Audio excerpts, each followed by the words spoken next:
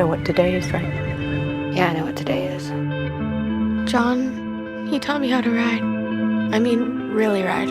Portia! Get Portia! She's fast! Ow! She knows everything about horses. She won't even try to ride anymore. Not since it happened. Now she's got all these kids living out there. Jesse! Horses are worth a hell of a lot more than what you got for them. But I got a lot of mouths to feed, so. Gummer tells me you've been selling horses on TikTok or something? But y'all ain't making the sales. I want to buy this 3,000 acres. Hey, so this is a great movie. I saw it at Sundance, but I saw it virtually, so I didn't get the full. I mean, it's a great big screen movie. There's so much stuff it's like you watch it on this big screen. It's like, oh my God, there's so much stuff I missed for the first time. So what was I assumed that you had seen these TikTok videos by Tabatha, but that's not the case. You actually just ran into them randomly, or tell me that story. Yeah, so I was on a road trip with my cinematographer, and we weren't. I was just thinking, all right, maybe we'll grab something for a short film or just like little snippets of life. And that's really, we weren't thinking, oh, we're gonna go make a feature.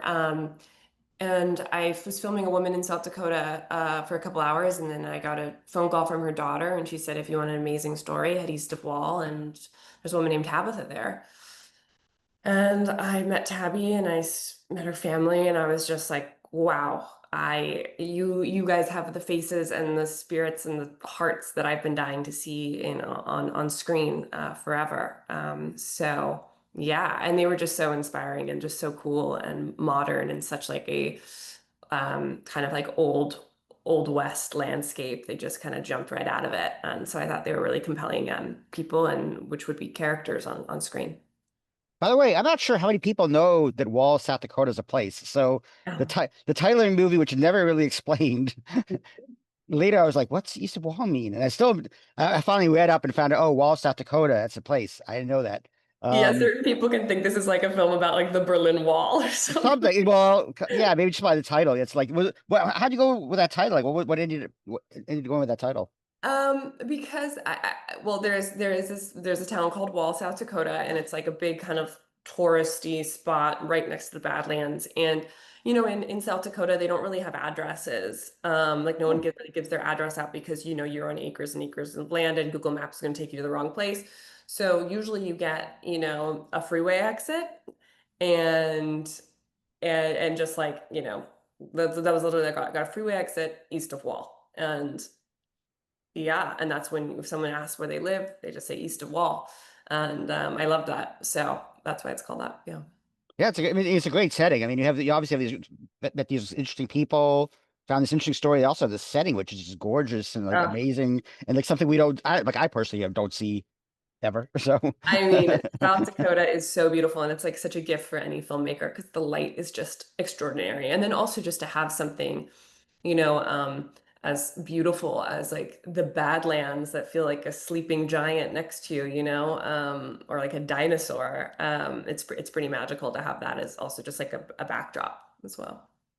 So talk about meeting Tabatha and Portia and the family, and I guess you embedded yourself. You kind of just became a part of the family and embedded yourself and just started writing, or how did this go? Or did you start shooting, or what was like the process? Yeah, so after when I met them, I spent 5 days with them, and I came back to home in Los Angeles, and I was like, looked at the footage, and I was like, I don't know what I'm doing or what this is, but I want to go back. And so I lived there for 3 years with them on their ranch without a camera, just getting to know them, getting to know what makes them tick, just being inspired by them daily. Because in order for me to write, I knew that in order for me to write from an outsider, a Western, and a story about their lives, I really had to know every inch of it and become a part of their culture. So, I kind of went through cowgirl camp with them. I was there for brandings. I was there for calving season, rodeos, sale barns, yeah, they just kind of allowed me to be a fly on the wall of their incredible life for 3 years. And then we were able to collaborate and make this script. And so I wrote the script, and it's based off of, and it's fully scripted, but it's based off of stories that they've shared with me, from the past things, moments of their lives that I witnessed, that I was there for, and then weaved in some fiction through there. And a lot of people ask why I didn't make a documentary, but I just feel like they're truly just, they deserve more than that, because their artistry is amazing, and they're such amazing storytellers and actors. And so, yeah, I just kind of made the movie that I wanted to see forever, and that's a female Western, you know, something that feels modern. Yeah, there's definitely a thin line because you watch the movie and you wonder. Like I watched the movie first time like completely not knowing anything, so I didn't know. I mean, I didn't recognize Jennifer L. I didn't realize I just thought she was another. Like it was it's very interesting to watch the movie completely fresh and then watch it again.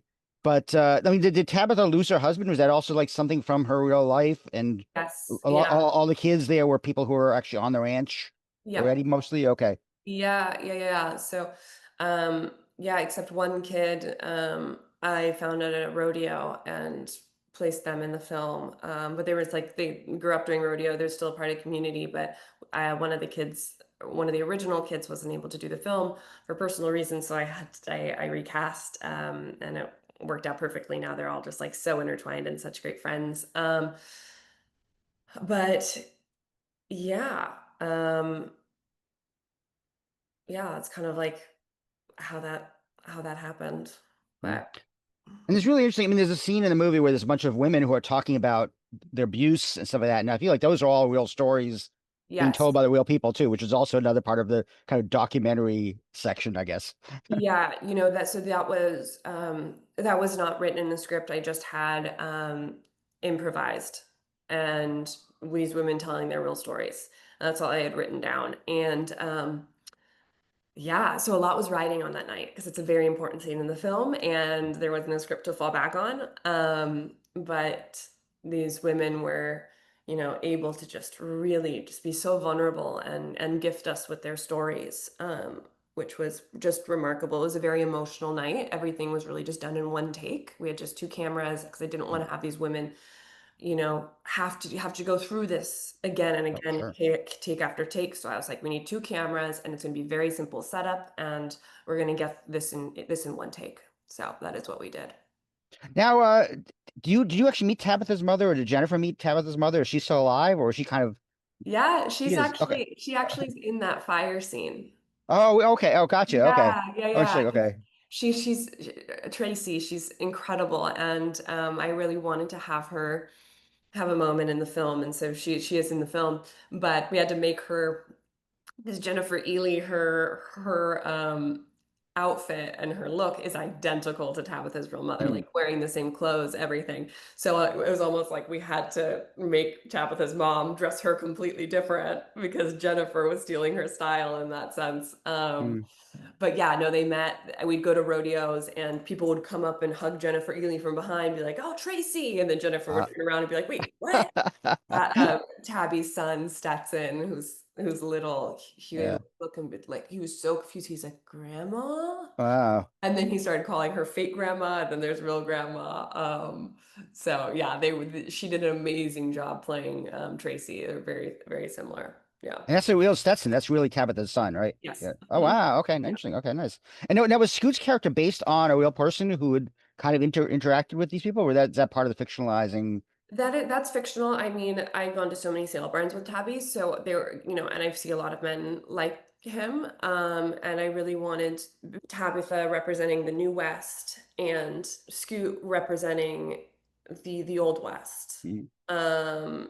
So I wanted them to hit each other, and that would be like the tension. But it was also really important to me to not have kind of a cowboy villain. So I just really wanted to have him, and I think he does a phenomenal job of just being a complicated, selfish human being who just never had to look out for anyone else but himself, and he thinks he's doing the right thing, but he's not, because he's, you know, bulldozing over this incredible family. So yeah, so that was one of my favorite characters to write. Are you're a first time director? Like this is the first thing you've done? No shorts, nothing else. Is like the first thing ever? I Or? mean, I've done like a couple shorts, but not really. Okay. I mean, this is yeah, my biggest thing I've ever done. It was like I didn't, you know, I didn't have a resume or anything. So Yeah, so this is the beast I've created on my first go, which was so fun. But I mean, how do you like as a director? How do you work with these two really talented actors? You know, all these non-actors who are kind of like there's a lot of like wild cards in there. I'd assume, Yeah, including the son, of course, obviously the toddler. yeah. I used to be an actor. My background is acting. I lived in London, studying Shakespeare. But I think I always wanted to direct. But when you're a young girl, everyone just tells you go be an actress. No one's saying go be a director. Oh well, that sucks. So yeah, I'm like that's why there's like barely any female directors anymore. But anyways, so yeah, and so I being able to teach Tabatha and her family how to act was really what we did for those 3 years. And I was so proud of them because, of course, on our first day on set, I'm like, oh God, Tabitha's her first scene is a really intense one with Jennifer Ely. Oh God, like how's this gonna go? And it was like I was so impressed that the first time actors, Tabitha and her family, just upped their game like no Mm. other. They were so like ready to go and prepared and knowing how to improvise, knowing how to just I think they blew Jennifer away. Like Jennifer was just like, wow, they're so good. And I'm like, good. Like I'm so glad that they rose to the occasion because that would be so scary for any actor to act against like a Scoot McNairy or Jennifer Ely, but especially for first time actors who have never had a camera in front of their face. But there's also they bring in such a naturalism, but you can't. I mean, there's a lot of great actors who can do that, but like there's also a lot of times when you make a movie and they're less experienced actors who, it doesn't feel natural. And of course, because they're playing versions of themselves, it's very natural. It's amazing. It's like Yeah. it's amazing to watch. You watch it knowing this and like, oh my God, that's Scoot McNairy, and that's like, you know, Yeah, and it's that's even, that's why I love having people when you watch this film on a big screen. It's a completely different film because you're able to see so much going on in there in the kids' eyes and in Tabby's eyes, which is incredible for any actor, but especially for first time actors, who never Mm. dreamed of doing this until it was like presented to them. Just their kind of like internal monologue, you see it in their eyes, and that's why I love watching it on a big screen. It's just for those moments, and yeah, they're How many of them got to go to Sundance and experience that with you in January? So Tabby, Clay, her boyfriend, Portia, and Jesse and Liana. So we had 5 of us all go. Okay. The cast, and then Jennifer Ely, of course, was there. And it was so special, and it was also their first time seeing the film. Was at Okay. Oh. yeah, Oh. yeah. By the way, what's the infrastructure like in that portion of South Dakota? Like, what's like the kind of like, can you get like cameras and things like that as you need them, or do you kind of have to bring everything and make sure you have everything before you even start? We had to bring everything, really. I wanted to utilize as much South Dakota crew as possible, and we did. But we had to fly out a few key people. But yeah, like we had amazing Ryan Hall, amazing South Dakota AD, and then we had Tracy and his crew who are amazing. They're grips who are incredible. So. Um, yeah, like Tracy and his people had some stuff, but other than that, not a big film scene. So a lot of our budget was spent having everyone come over, and of course, there's no tax rebate in South Dakota, so yeah, weirdly expensive project. Having to fly everyone out, and so. Yeah, it's really curious because like, you mainly see the ranch, you see the Badlands, you see the different rodeos and the auctions. But like, you don't really see like a store. You don't see like the things you normally would think of in even that area. I mean, where was the nearest city or place where if you I would needed say the anything? closest was in Rapid City. Okay, Yeah, we just like show one grocery store and wall in it. Just like but that's really it. I mean, their lives are really going from rodeo to sale barn back to the ranch. Like that is just the stops that they always go to. So I wanted to have that feeling. And then the Badlands. They love to ride horses in the Badlands. So yeah, I just like all of the places in the film are places that they actually go to all the time, those specific rodeos, those specific sale barns, because I needed it to feel like them and I needed them to feel comfortable because they've lived it before, Now that I think about it, you do show the supermarket in one scene, so I do remember that now. Yeah. So, but listen, it's a wonderful film. I'm glad I saw it again. Glad we have a chance to talk. I'm going to talk to Tabatha and Portia in a little bit. And I really hope it gets the love it deserves from audiences. I think it's I have to say I feel it's a bit of a harder sell because it doesn't have the actors known in the title. But I hope the Sony Classics will do a good job with it and we'll get out there and hopefully the Gotham's indie spirits will see what's there. And Thank you. and Yeah, learn. it's in theaters August 15th. So Take a look at your new horse. Are you serious? Come on. You can't buy me.